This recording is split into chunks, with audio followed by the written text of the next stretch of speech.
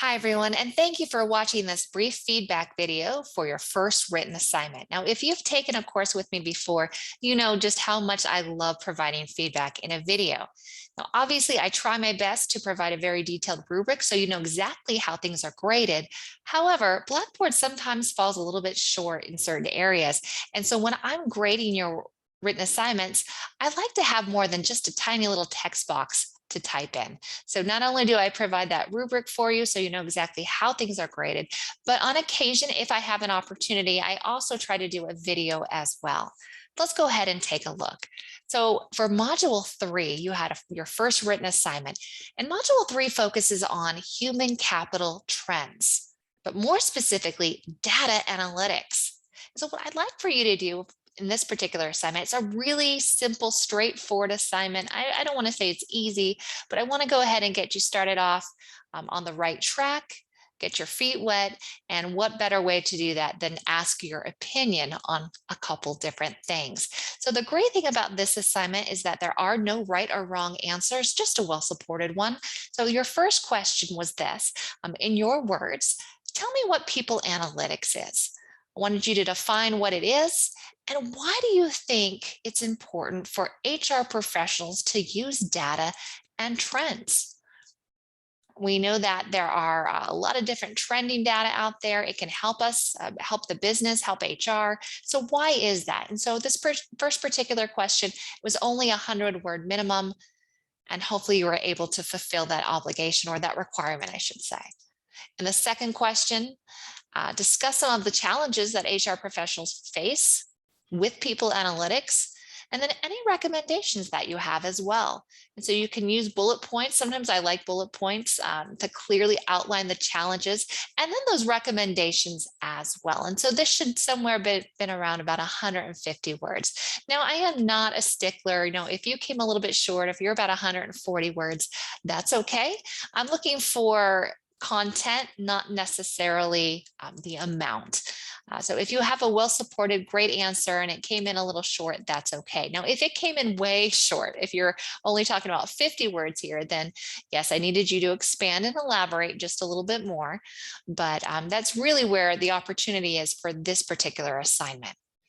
And the last question, discuss the golden rules. And so the textbook only mentions a few of them. If you wanted to go ahead and do an internet search, you can probably find a lot more, but hopefully you were able to discuss those golden rules, what they meant in your own words, and then also discuss which one resonates, which one can you identify with the most, or which one resonates with you the most, and why. I'm really looking for the why in most of these questions, right?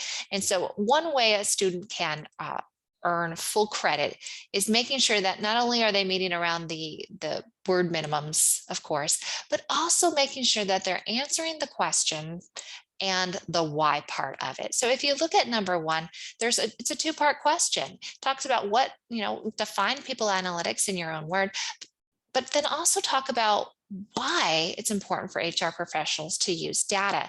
And so where a lot of students fall short is that they'll talk about what people analytics is in their own words, but then they forget that second part of the question. Let's go ahead and take a look at the rubric.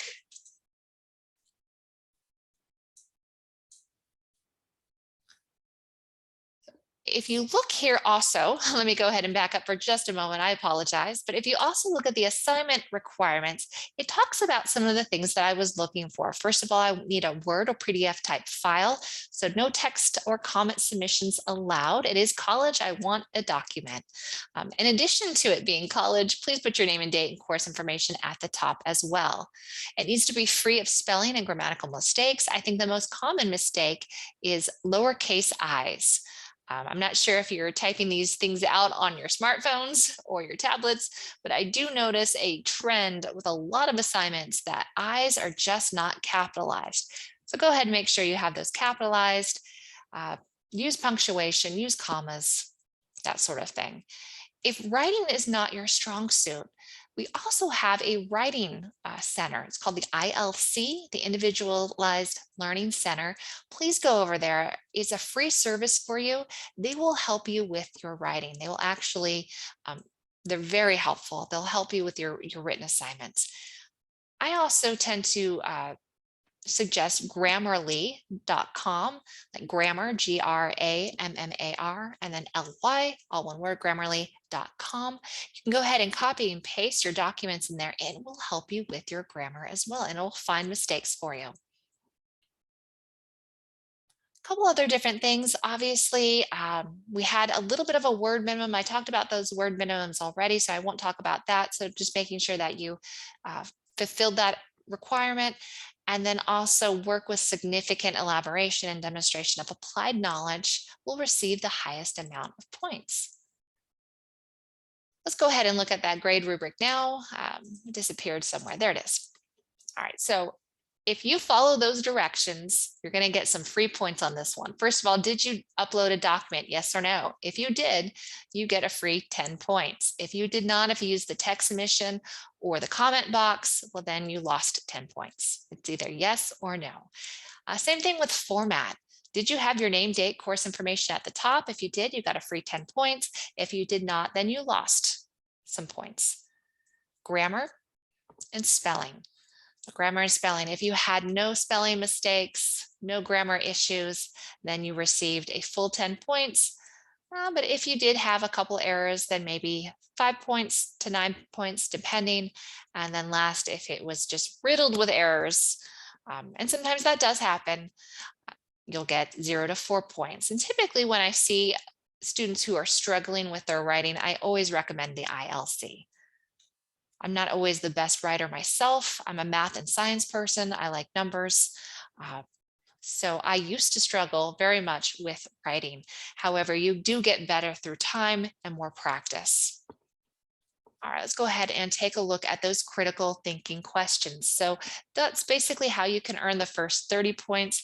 And then we have an additional 45 points after that. So critical thinking question number 1 is, did you fully demonstrate critical thinking? Did you discuss in your own words what people analytics is? And did you fully elaborate why it's important for HR professionals? As long as you did that, you earned 15 points. Same thing with question 2 and question 3. So what I'd like for you to do is go ahead and refer to the rubric and compare the rubric to your score, and you can see exactly the areas that you did well in, and maybe areas of improvement as well. All right, thank you so much for watching this video. Again, it's a pretty straightforward assignment, but I wish you best of luck for assignments coming up this week. And please reach out if you have any questions. Thanks so much.